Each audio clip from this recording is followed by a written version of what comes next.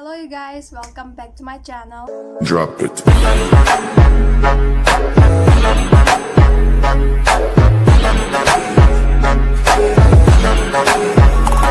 Ngasigi video tawdoisna haul video ne Shein haiba koigi myam sloi khangamgani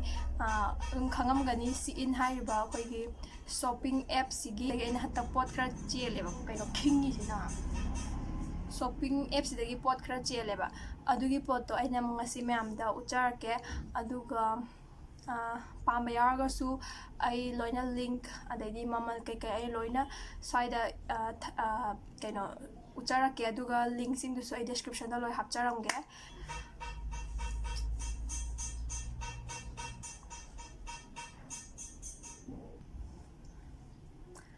aduga ai sakse ngasi de khara change toramani aina saije pulap kaktat khre aduna ne package ani yorakadabane ba ko do package kujina ma kian ka package ani yorakadabane ado package ama han yore package ama duna pot ani khaktang yawbane adudi yoraktri haji guhati da pallaga leba sisu yam phana kuina ngai matung na ngarang nungdang yorakpane ado aina thudi thugai gre aina dumdumgi free amsu lebi ba du mangonda sabra corpora yengbagi adugi damakta aina thugai gre ado atopa se yengdri ado myam uchara age hoji sigi package sine. Okay, so ahan bagi pot se sigi bag se Barbie man magi maming se kaino slogan print flap satchel bag hai ju kamai chumma khangde na pari si su lan hai adu manungda su mari hape mari se hapchalaga yengse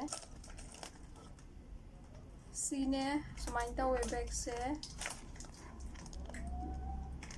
aduga sigi mamalna 479 PA 479 aina lagi matam da 479 PA hoji tangkhatlam ba hongdaram ba udi khangte ado aina lagi matam da 479 PA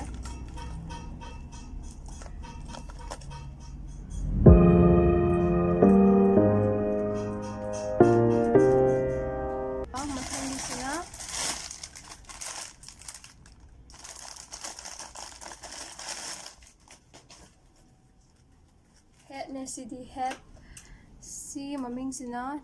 Shein decor bakerboy head Shein decor bakerboy head aduga sigi mamalna 356 PA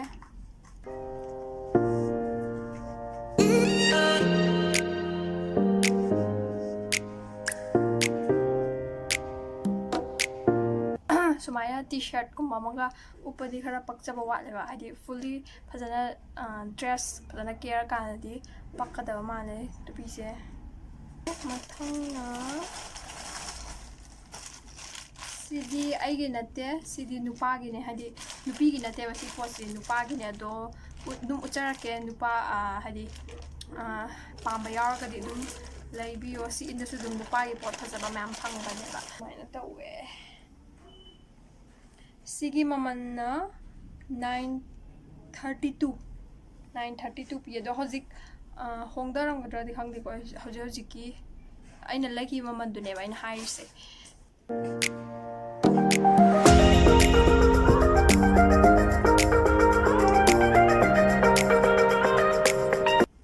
mathangi pochina sigi pochina ne ba sigi package yam chawhal se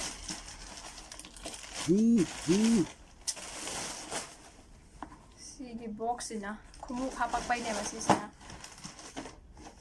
sumaina amam hape nama do sumaina hape lace up front lug sole chunky boots neba alangbi sigi mamanjina 1765 PA hojik adu sizu hojik hongdaram gadra tangam gadra khangdi aina lagi bada 1765 da lagi bane sigi boots se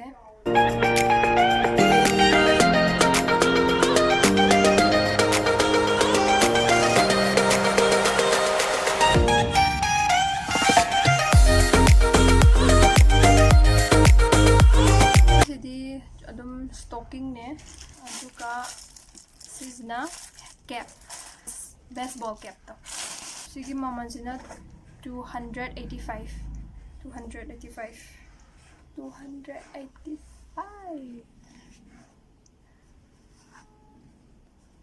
board khom chatpa mane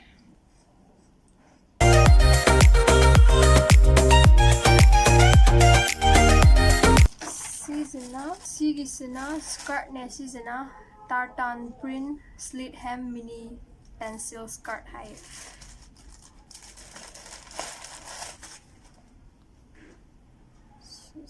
aingondha khitang di chawrani khange sise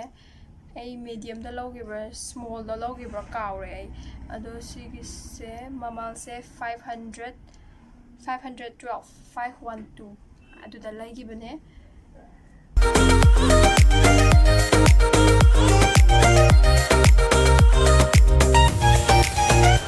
thangisina sigi earrings ne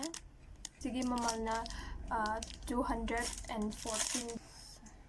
sumain tawe yam phajai yam cute oy pot se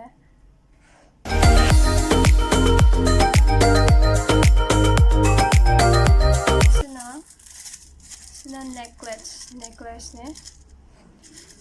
maming se multi charm layer choker necklace sumaina layer ahum oire Quite first kisina cactus ki kaino neba charm neba aduga second kisina pineapple ki aduga aroi basina star ki aina hoji litleba puri sida di sibda paksara roi puri ama litlaga uchara ke sigi mamala 134 the like ba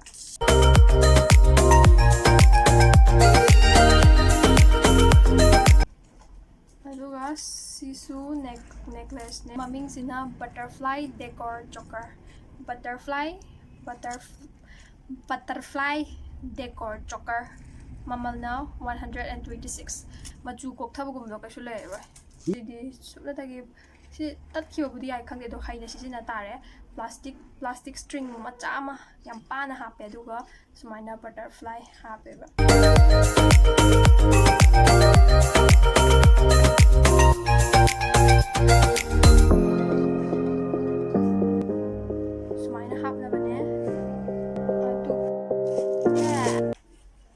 dum gine te angang gi yam yawe ko moi phaja angang nupa gi phaja yam yawe angang macha pitru gi yawe dum kha sa khola ko su yawe si mai tawre aninga sumaina khonga sumaina poti loire do last oina sigi clips sing se sidi aina paisa thiraga laibina te basisina free oina fangbane ba haidi si in gida 3000 plus paisa do 3000 plus kaktaragadi pot ani gi option pigani adududa akoina apamba ma free da phangdoine ba ama khalaga aduga 6000 la 8000 la helaga na amu option mari pigani ba adagi ama khandoine ba adagi aina si joina khanbane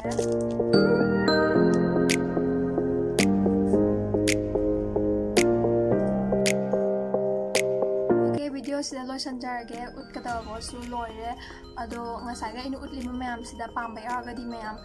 link makha hapcharange description da changaga lebiyo wrong way dai su aina chen matamda mayam na hangbira pam yawe cash on delivery yabra na ado cash on delivery di yade wrong way gi su yade si in gi su yade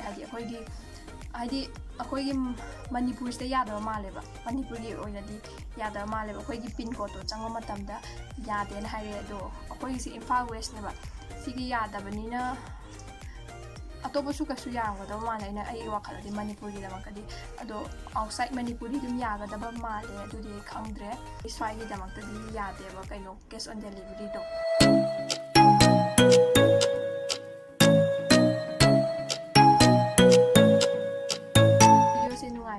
like tawbiramo amasung subscribe tawbiramo aduga subscribe tawbo loira matungda notification bell do on tawbiro bye guys